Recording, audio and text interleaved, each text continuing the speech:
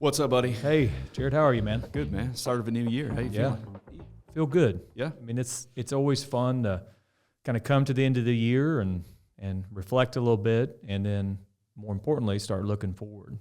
And I think we thought that'd be a good video series, right? Just a couple quick hitters on how to wrap up the year, or how we think you should wrap up the year, and some ideas on starting to look forward. So excited about that. Yeah, so let's do that. Let's unpack a little bit. It's always at the beginning of the year, you just said it, but it's always good to be like, it's always easy, I guess I should say, to be like, all right, what am I going to do this year? What are my goals and all that fun stuff? But let's dive in just a little bit about what you said, like looking back on the prior year, right? It's always good to learn from what just happened. So let's dive into that just a bit. Well, I think you got to set the foundation by saying, first of all, you probably should have been looking at historic data consistently throughout the year.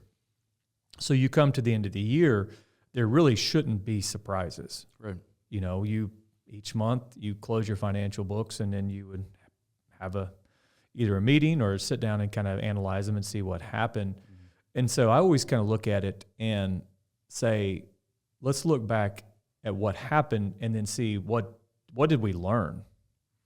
Like a good example, say a practice learned that their revenue cycle management or their collections were off. Mm-hmm. Why? What happened? And did we address it timely? Did we wait too long? Did we let things get out of hand and not address things timely? So I think it's a great opportunity to look back at what's happened and really unpack why and what can we learn and how can we get better? And what initiatives do we need to make sure we have in place for the coming year so that we don't run the same kind of problems again? Yeah, as you were saying that, it hit my radar just a little bit. This is what we do at our firm, but like when we look back on the prior year, prior quarter, et cetera, we always give it a grade. Yeah. Yep. Right. So that could be a cool exercise that dental practice owner, group dental practice owner could do is like, let's give my year a grade. Yeah. And we're talking finance here really, but you could do it from the overall just general perspective of how the year went in general. But like financially, how did my year go? Yep. A, B, C, D, however you want to grade it, plus minuses too. But then I love the exercise of, okay, let's just say your year was a C+. Yep. Right? And then ask your question, okay, my year was a C+.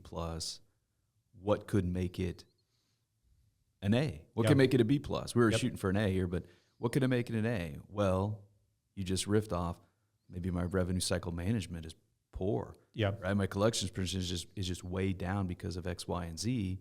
That's a way to kind of sniff out those issues of what you need to do going forward. Yeah, it just drug out too long. I think you bring up a great point that, everybody has a maturity cycle in their business, and they're at different points of their sophistication. And so, the initial thing we talked about was just reviewing your financial results. And some people don't look at it but annually. We don't think that's the right move, but for some people, that's the case. Yeah. I think taking it to the next level of operations and kind of getting good traction into growth and scale and profitability is to do what you said, which is to rank it, but also rank it based upon your achievement of the objective you set at the beginning of the year. That's a lot of what we do here. We're a traction-based business that breaks things up into a 90-day world, and so we can look back at the end of each quarter and see how did we do to what we said we were going to do, kind of the ultimate accountability. And I think you could probably look back through the thread if, you set these goals along as you're going and say, these were the ones that were the most important, and did we get them done or did we not? And that could be a great way to kind of analyze, did we have a good year or did we not? Because guess what? Typically, when you see that you hit those goals and those areas of focus, you knocked out those projects, you tend to see that good results and profitability follows. Right.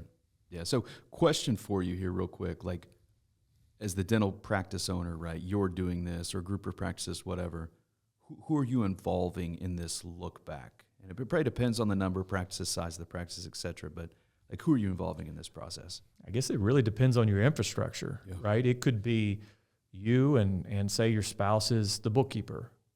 In a single practice, you guys could sit down together and have that conversation.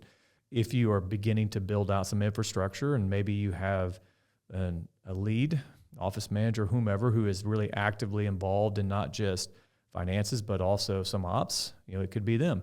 all the way up to some of the groups we work with and some of the bigger practices. I mean, there's a leadership team, and that kind of encompasses, the visionary / CEO. It has the ops lead, it maybe has a HR lead or a clinical lead, and then, us as the finance lead. So it really depends on the infrastructure you've built.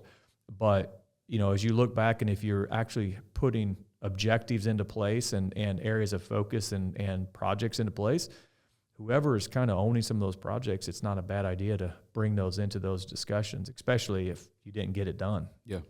Yeah, 100%. Involve the team if you can, and at least the people that are part of the things that need to be true to be successful and make those changes. Another video, right? Be intentional about how you build out your infrastructure and your leadership team, and that can start happening at any size of a business. Doesn't have to be the big groups we work with. Yeah, and 100%. I mean, and also I don't know when you're hearing this video, right? But we always look at New Year's as like this point in time, like, okay, now I can't do anything until the end of the year, and then I'm going to start. You can do anything anytime, right? So if you're listening to this video and it's, I don't know, February 1st, I have no idea, then go back and be like, or you don't have to be like, well, it's already too late. No, it's never too late. Just stop what you're doing now, create some time on your calendar, get the team involved if needed, and look back on what the year looked like, right? And then listen to one of our other videos on what we need to do then looking forward, right? So it's never too late to stop, look back, analyze. That's how you get better. It doesn't have to be January 1st or any of that fun stuff.